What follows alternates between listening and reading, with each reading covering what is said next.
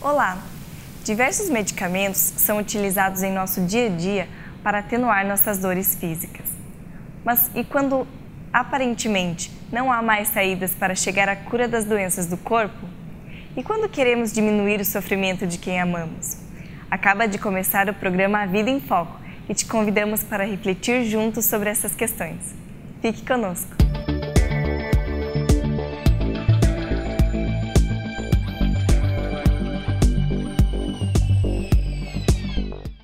Quando, na vida, aparentemente não há mais cura para o corpo, muitos são aqueles que pensam que se deve abreviá-la, até a pretexto de evitar mais sofrimentos.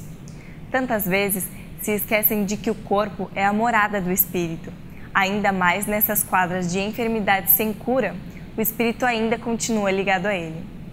Encurtar a vida, através da eutanásia, pode ser criminoso, diante daquilo que o espírito tem necessidade de vivenciar como aprendizado. Quem poderá afirmar com segurança, diante de um estado de desengano de cura, que aqueles momentos não sejam necessários àquele ser?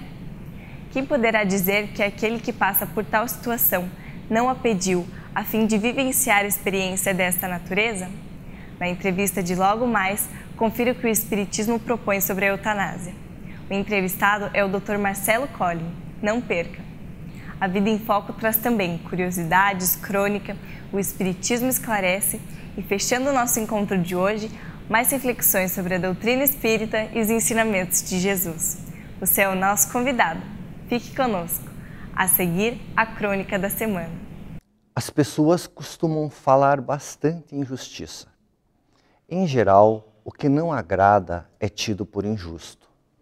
Tal hábito se assemelha ao discurso infantil, centrado no atendimento dos próprios desejos. Qualquer obstáculo é visto como indevido. Essa infantilidade se reflete nos mais variados contextos.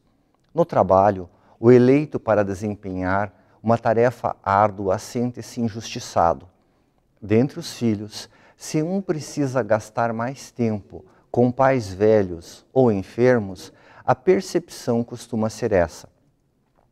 Esse sentir focado no egoísmo também assume outros contornos. Ganha importância na sociedade a cultura da indenização. Ao menor transtorno, busca-se responsabilizar o pretenso causador. Em face de desentendimentos, procura-se colocar tudo em pratos limpos. É como se ninguém estivesse disposto a compreender, a contemporizar e a perdoar. O discurso da busca de justiça muitas vezes disfarça o sentimento de vingança. Muitos crimes se praticam sob a justificativa de se estar fazendo ou buscando justiça. Para quem se afirma cristão, convém refletir um pouco antes de trilhar esse caminho.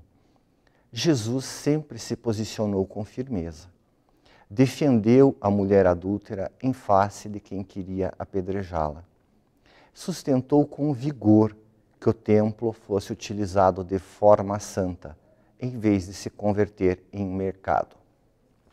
Ele se mantinha vigilante em todos os atos alusivos à justiça para com os outros. Contudo, quando encaminhado à cruz, não clamou pela justiça dos homens. Ao assim agir, sinalizou a grandeza que existe em abdicar das próprias razões em prol de um objetivo maior. Por certo, tal atitude não implicou desdém para com o trabalho dos juízes honestos no mundo, mas estabeleceu um padrão de prudência para todos os adeptos de seu evangelho. Quando em pauta interesses alheios, é importante atentar para o estrito cumprimento dos imperativos legais.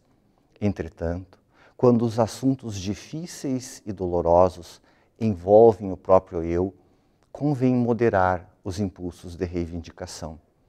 Muitas vezes, a aparente justiça que se vive representa o resgate de graves equívocos de outras existências.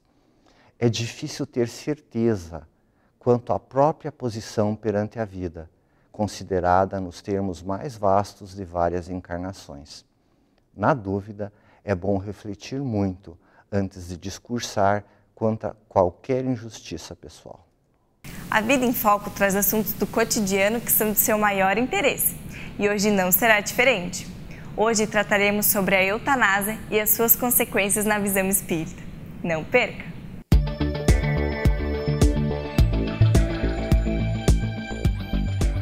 Olá, seja bem-vindo a mais uma edição do programa Vida em Foco. O tema da entrevista de hoje, mais uma vez com o nosso querido amigo Marcelo Collin, é sobre eutanásia. Amigo, seja bem-vindo, muito obrigado pela sua presença aqui. O tema de hoje é um pouquinho difícil para nós médicos, né? A eutanásia, ela é abordada, né, em diversas escolas. Agora, o Espiritismo nos ajuda muito em relação a isso. Então eu lhe pergunto, né, como se pode conceituar a eutanásia inicialmente? O termo eutanásia em si tem essa origem grega, né? Eu significando aquilo que é bom, é adequado, é correto, e thanatos, a morte. Então eu fico pensando lá na Grécia Antiga, né, o que era ter uma boa morte? Se a gente se sente muitas vezes limitado hoje nos recursos que a gente tem para aliviar o sofrimento das pessoas, pensa os recursos que eles dispunham na Grécia, né? Uma pessoa que tivesse algum tipo de infecção, que caminho ela ia tomar? Porque tem pouco mais de 50 anos que a gente tem antibióticos disponíveis, né, para fazer algumas coisas. Então, imagino que esse conceito de eutanásia vem num momento em que a maioria absoluta das pessoas morria de doenças infecciosas, porque não tinha nenhum tipo de controle de alimentos, sanitarismo, nem nada assim, e de uma maneira muito difícil. Daí quando começava a mostrar aqueles sintomas de febre, às vezes todo mundo já imaginava o caminho que aquela pessoa podia tomar, porque acontecia frequentemente com crianças, jovens, adultos, né? Era raro as pessoas passarem dos 50 anos de idade. Então a eutanásia surge com a ideia de tentar dar uma morte mais suave para as pessoas, mais digna, e ela vem associada ao uso de substâncias opioides, né? Substâncias derivadas do ópio, que podiam amenizar pelo menos a dor e o sofrimento daquela pessoa que estava nesse pórtico aí, né? Se aproximando do momento da morte. Com o surgimento das novas tecnologias e todos os avanços que a ciência fez, mudou radicalmente, né, a nossa maneira de oferecer suporte, tratar algumas coisas e aliviar os sofrimentos. E daí o conceito de eutanásia vem se transformando um pouquinho ao longo do tempo. E hoje, quando a gente fala em eutanásia, a gente geralmente está falando a respeito da interrupção voluntária da vida.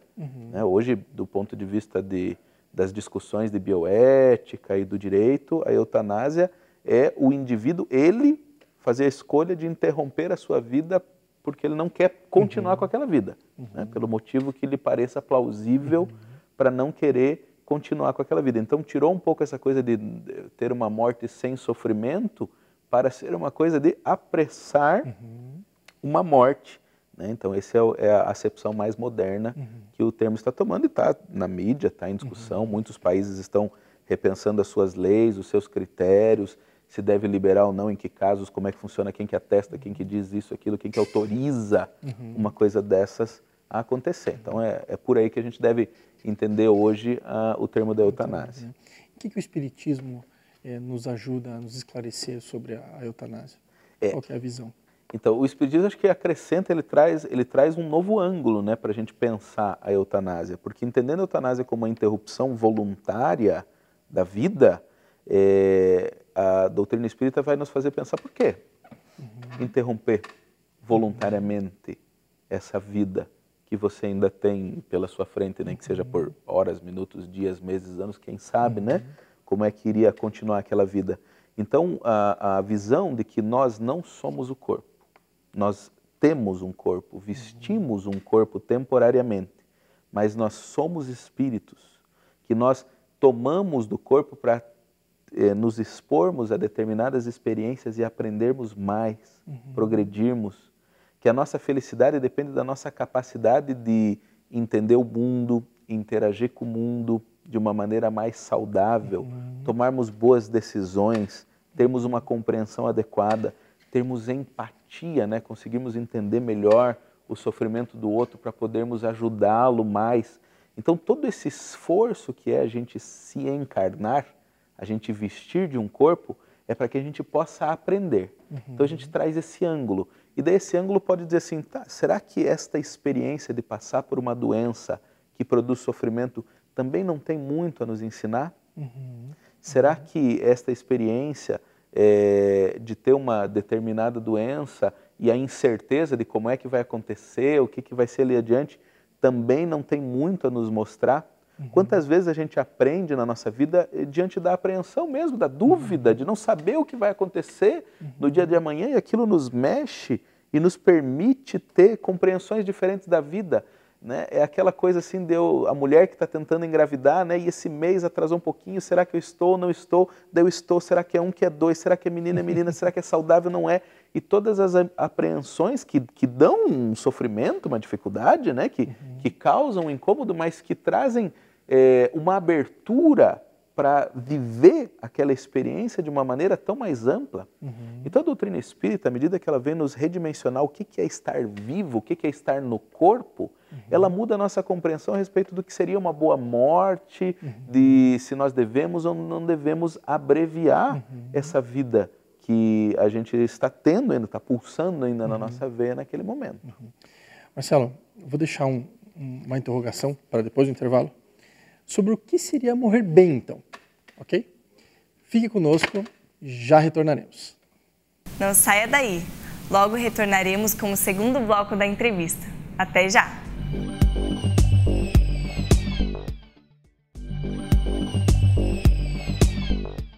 Retornamos com o segundo bloco da entrevista, com o tema eutanásia. Acompanhe! Estamos recebendo no nosso programa hoje Marcelo Collin, ele é médico, falando sobre eutanásia. Marcelo, antes do intervalo, então eu te deixei uma perguntinha lá, né? O que seria morrer bem dentro do conceito espírita? Nós podemos olhar de dois aspectos o que é morrer bem. Olhar do ponto de vista desse processo mesmo, da gente deixar o nosso corpo, né?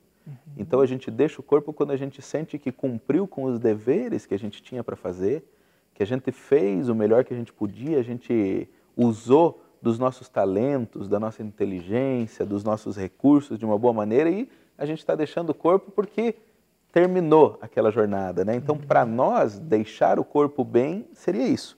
Mas tem esse processo, o processo do desprendimento em si, né?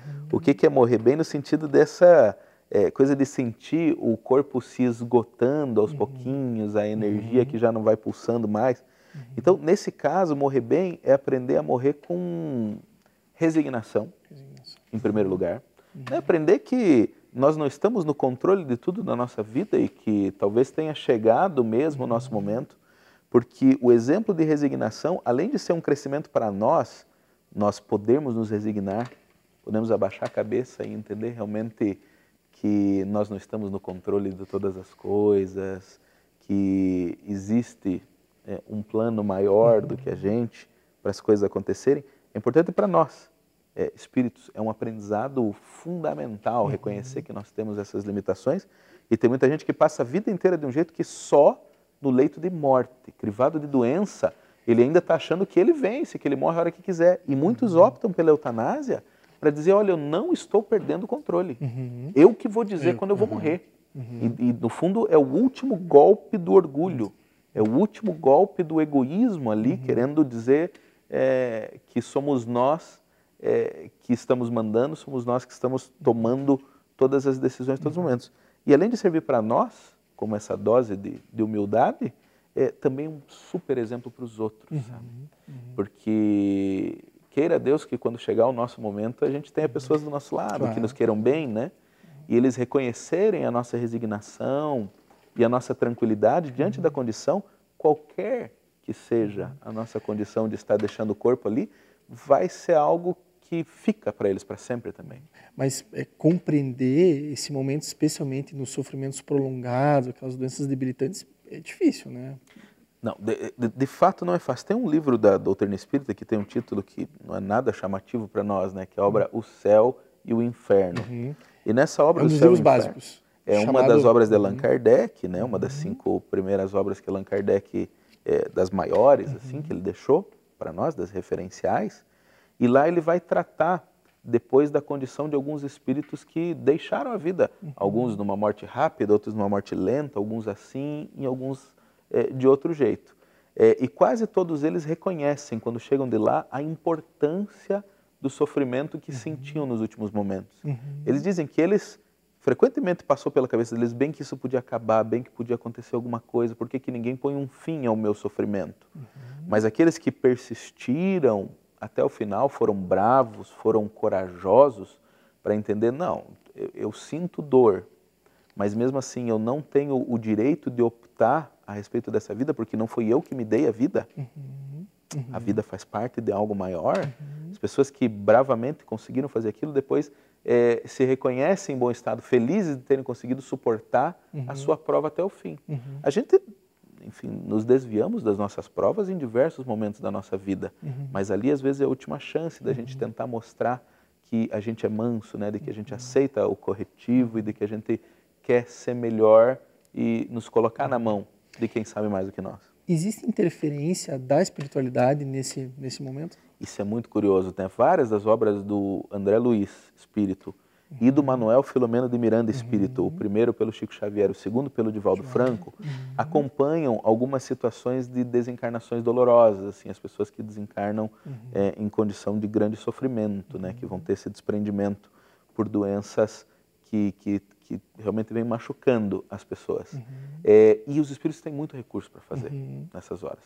Ao que parece mesmo, enquanto a gente dá conta, enquanto a gente tem algo a aprender, eles conseguem nos manter ali.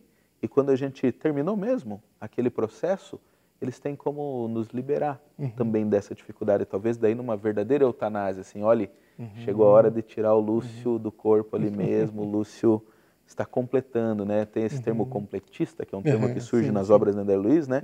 Ele completou, ele fez o que ele podia fazer, aprendeu o que ele podia aprender, agora é hora de pôr fim a esse sofrimento físico. E às vezes a gente diz, nossa, mas é um sofrimento que dura tanto tempo, mas o que é 6 meses? Diante o que é um ano? O que é 10 anos? Que seja, diante da perspectiva que a gente tem de eternidade para frente. A gente às vezes não consegue aquilatar o que pode aprender com alguns minutos a mais. Além da gente não saber qual tecnologia nova pode surgir no dia de amanhã e que resolva aquele problema nosso e do qual a gente fugiu, às vezes covardemente, né? Não querendo encarar essa dificuldade que a providência encaminhou aí para nos ensinar um pouquinho mais. Marcelo, nós temos uns 15 segundos ainda para encerrar. Qual deve ser a nossa postura, então, diante disso? Então nós temos que buscar esses sentimentos mesmo, né? Buscar encontrar esse ponto de equilíbrio, essa calma que só vai ser feita se a gente tiver num pé a resignação e no outro a esperança. Porque um não acontece ali sem o outro. Olhar para um futuro que nos reserva ainda portas abertas para muitas experiências e aceitar esse momento final. Então, resignação e esperança são a fórmula para a gente encarar quando nós estivermos nessa ou quando aquele nosso ente querido estiver deixando a nossa mão naquele momento. Mais uma vez, muito obrigado. E você, fique conosco, pois o programa continua. Até a próxima. Você tem uma dúvida e quer que a respondamos? Envie por e-mail no endereço contato@avidaemfoco.com.br a sua pergunta. Acompanhe agora no quadro Espiritismo Esclarece, pois essa poderá ser a resposta que você procura. Meu nome é Adailton, moro em Manaus. De tempos em tempos, ouço amigos que são do sul do Brasil falarem sobre a ideia de se separar esta região do restante do país, sob a alegação de que eles trabalham, recolhem mais impostos e os demais apenas usufruem. Que pensar disso? Cara Adailton, obrigado por sua pergunta. Realmente não é incomum ouvirem-se vozes se levantando para defender a separação do Brasil. Eu mesmo ouvi isso há poucos dias num restaurante. Era um engenheiro que falava em voz alta. Se eu fosse um político influente, estimularia fortemente a construção de um muro, separando o Sul dos demais estados do Brasil. O Espiritismo chegou à Terra na hora certa, como reação providencial e histórica às consequências nefastas do pensamento filosófico materialista, hedonista, que influenciou significativamente esta geração. Vivemos numa sociedade marcada pela indiferença, em que pesem vários nobres esforços para incluir, para dignificar a criatura humana. Apesar deles, ainda temos crianças morrendo de fome, pessoas morrendo de frio, ainda vemos a guerra, a violência, que se faz cada vez maior. O Espiritismo apresenta a reencarnação como uma lei natural, Todos estamos sujeitos a ela até que alcancemos a perfeição e não mais precisemos reencarnar. Reencarnaremos muitas vezes e em variadas condições, pobreza, riqueza, viveremos num país, noutro país, sob determinadas condições culturais e assim por diante. Corpo masculino ou feminino e vice-versa, a fim de que aprendamos a amar. Estes que hoje sustentam o discurso da segregação, construindo muros para separar, estão na contramão do progresso que se impõe, que é a construção da fraternidade, que é o sentimento que nos assegurará a paz social pela qual tanto temos trabalhado. Só a lei da reencarnação amplia e nos faz compreender que tudo o que vivemos é transitório e que se hoje estamos no Sul, amanhã poderemos estar no Nordeste. Se hoje estamos no corpo masculino, amanhã estaremos num feminino. Portanto, não nos surpreendamos se depois de construírem muros de separação, essas pessoas reencarnarem lá do outro lado do muro para derrubá-lo, na condição de desesperados. Alberto Almeida nos traz momentos de reflexão com o quadro Espiritualidade em Gotas. Fique conosco. Violência. A questão número 685 de O Livro dos Espíritos traz: o que pensar quando uma enxurrada de indivíduos sem freios, sem princípios, com seus instintos, são lançados numa sociedade?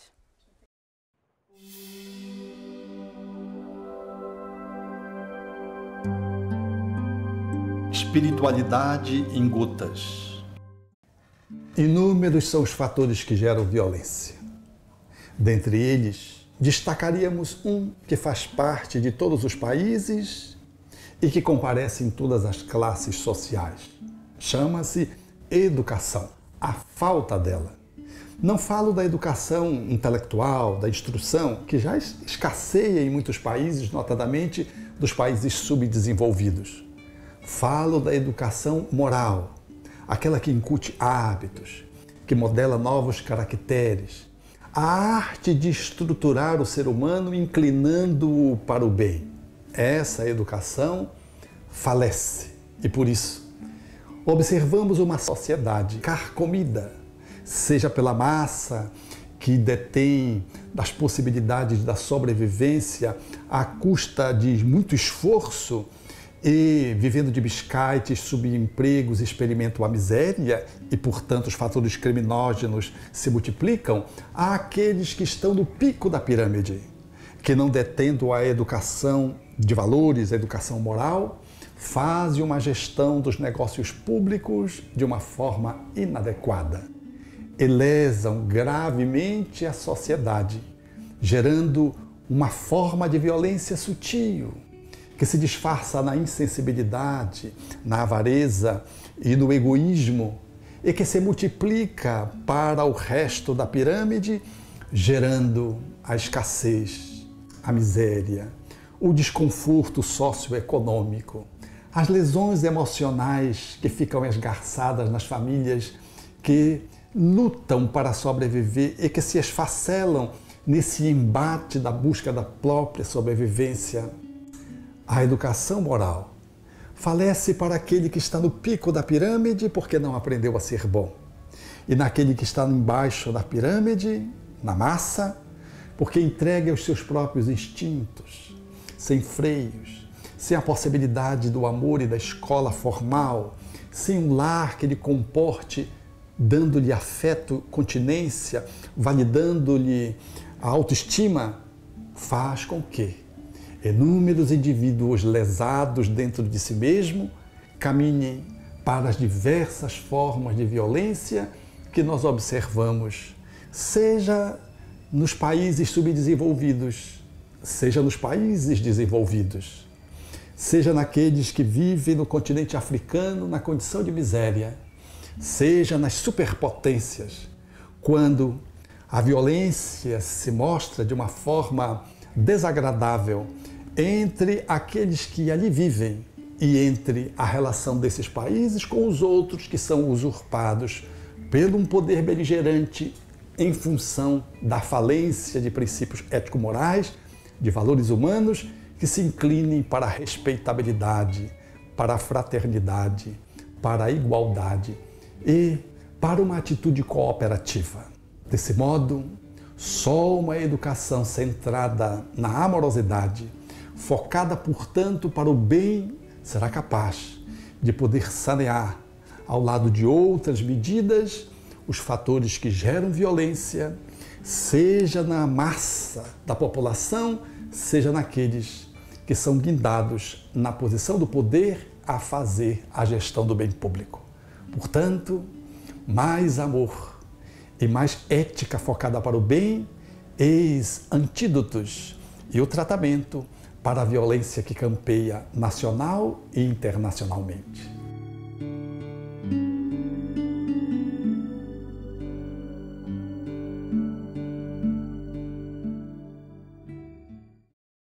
Obrigada pela sua companhia. A Vida em Foco volta na semana que vem com mais novidades. Suas sugestões são muito importantes para o programa e você pode enviá-las para o e-mail contato@avidaemfoco.com.br. Acessando o site www.avidaemfoco.com.br, você encontra todas as edições anteriores. Aproveite para rever as entrevistas e também os outros blocos do programa. Muito obrigada pela sua companhia, tenha uma ótima semana e até o próximo A Vida em Foco.